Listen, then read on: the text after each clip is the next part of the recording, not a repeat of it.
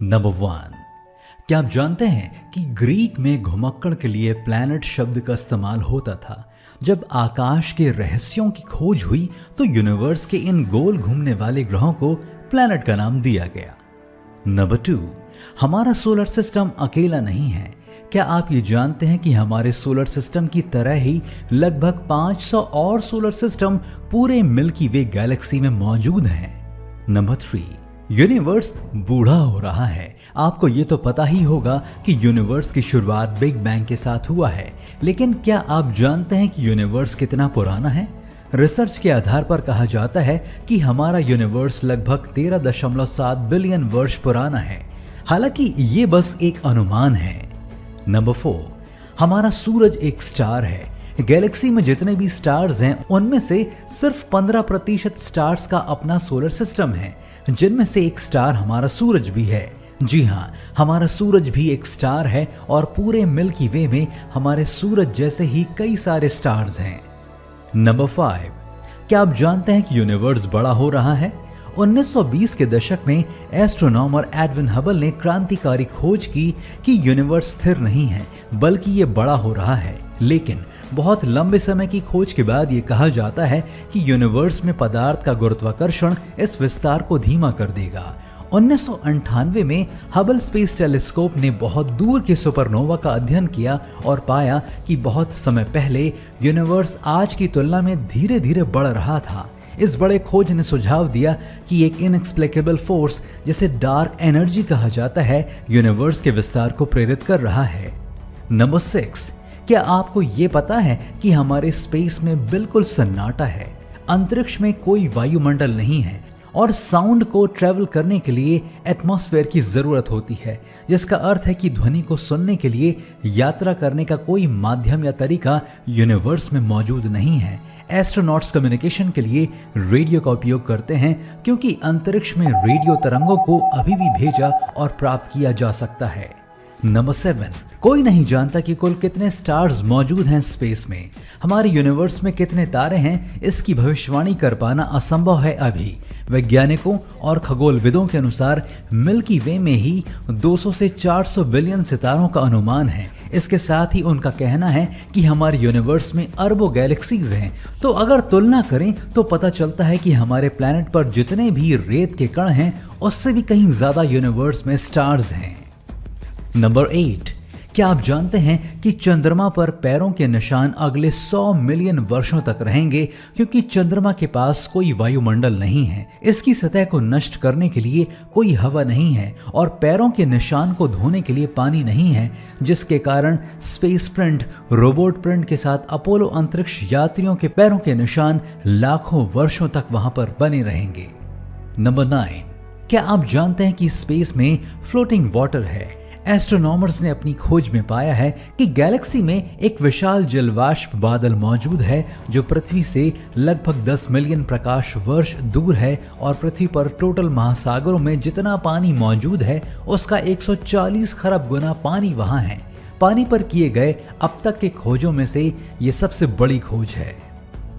Number 10, Pluto संयुक्त राज्य America से भी छोटा है। जी हाँ, प्लूटो का आकार बहुत छोटा है। अगर आप प्लूटो के भूमध्य रेखा के चारों ओर चलते हैं तो ये लंदन से डेनवर तक चलने के समान दूरी होगी।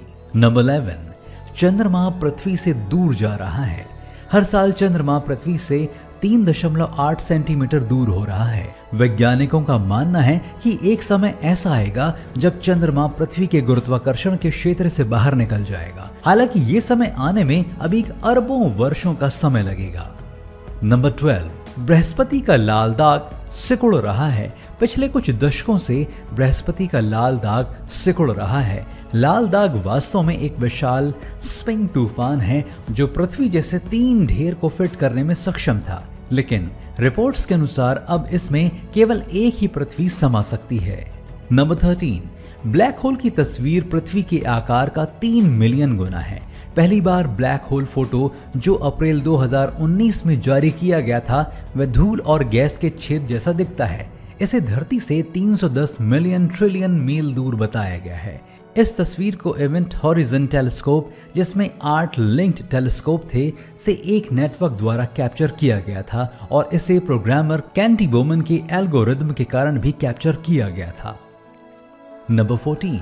और क्या आप जानते हैं कि हमारा सूर्य पूरे सोलर सिस्टम का 99% हिस्सा अकेले घेरता है। अगर हमारे सोलर सिस्टम के कुल भार को मापा जाए तो उसमें से 99% भार अकेले सूर्य का ही होगा।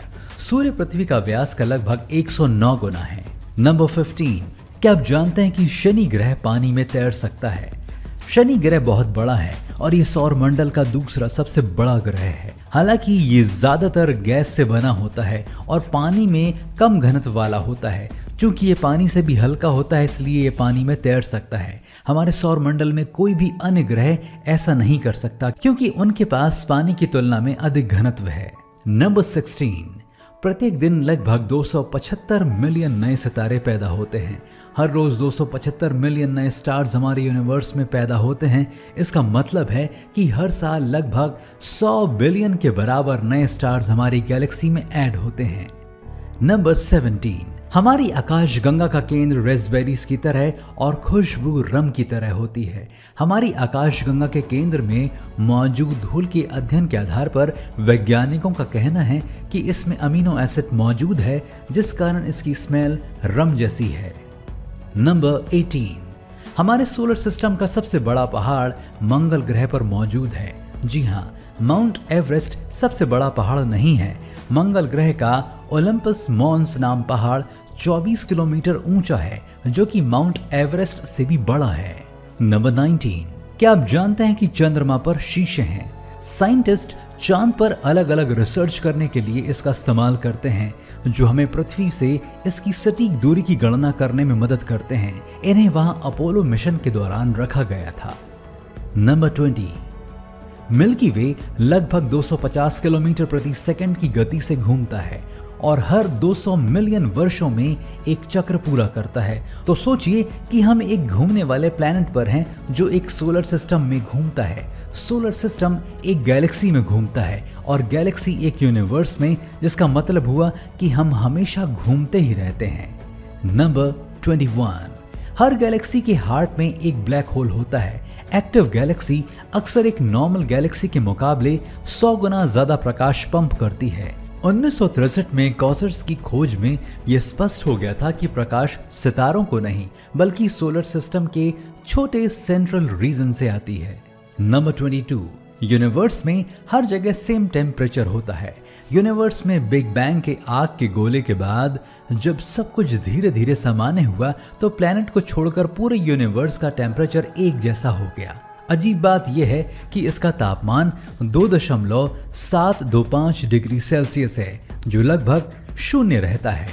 नंबर 23। क्या आपको पता है कि 95% यूनिवर्स अभी भी इनविजिबल है? वैज्ञानिकों का मानना है कि अभी तक हम यूनिवर्स के सिर्फ एक छोटे से हिस्से की ही खोज कर सके हैं और 350 वर्षों से उसी हिस्से पर अध्ययन हो रहा है। लेकिन ब्रह्मांड का एक दूसरा हिस्सा है जो अभी तक वैज्ञानिकों और खगोल शास्त्रियों की नजरों से छिपा हुआ है। नंबर 24।